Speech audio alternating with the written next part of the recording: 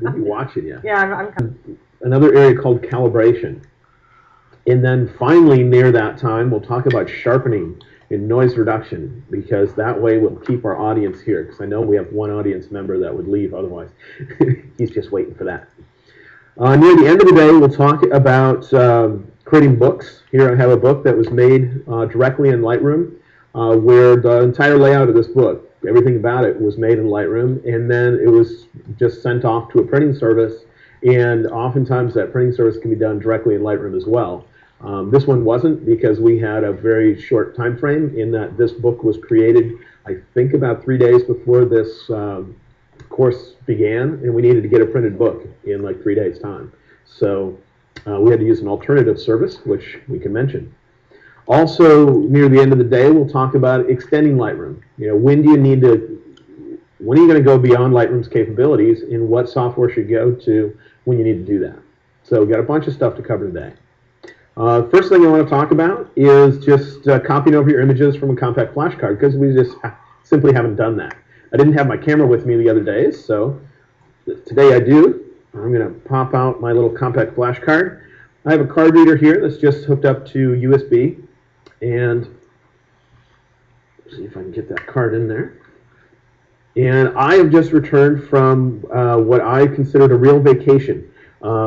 By that, I mean that most of the time, how would I say it? Most of the time when I'm on quote-unquote vacation, I'm really out shooting, and that's my main activity. It's not like sitting on the beach and having a pina colada or something. Instead, it's us searching out interesting locations to shoot. This time, though, I took minimal photographs, which is weird. So I actually haven't transferred my card. I have a few images here from Hawaii and also a few from the holidays.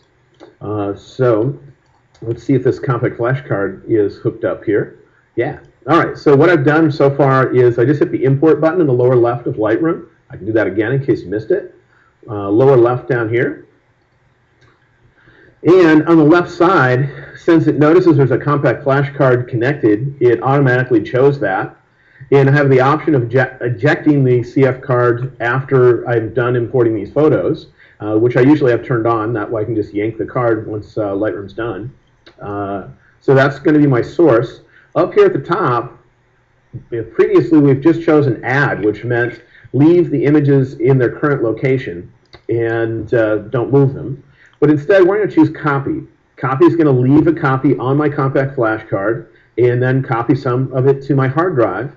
And that's nice because then I can use the compact flash card as my backup if I want to until I get home. Or if I have another hard drive, I could have it create a backup right in here, which we'll look at in a moment. On the right side, let's look at a few of the options we haven't quite discussed yet. I mentioned earlier that we have the preview size in the upper right. And in there, I usually use embedded in sidecar simply because it's the fast method that gives me a preview. That uses any existing previews, like a preview your camera would generate. Then we had standard, and I don't think I mentioned with standard what that is, what it's defined by. And so in there, I'd like to show you quick.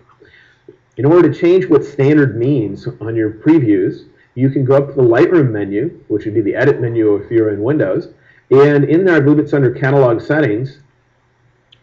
In here, we can choose right here, standard preview size. This pop-up menu defines what a standard preview means. And so what I would suggest you do is choose an option in here that is close to the same size as your computer screen. And in fact, it'd be best to be one setting above that so you know it has at least enough information to fill your screen. And that way you can view those images full size, not 100% view, but fit in window kind of size, and it's easier to evaluate them.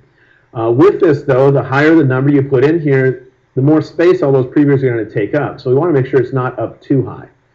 So near the size of your screen, ideally one above it. But anyway, that's where it's specified. This is in catalog settings. I got to that from the Lightroom menu, and that's where it is. So when I go over here, if I want to be able to see them as filling my screen, I might set it to standard. Or if it's something where I'm going to need to check focus right away, maybe I shot some people and I need to deliver the files by tomorrow, so I know I'm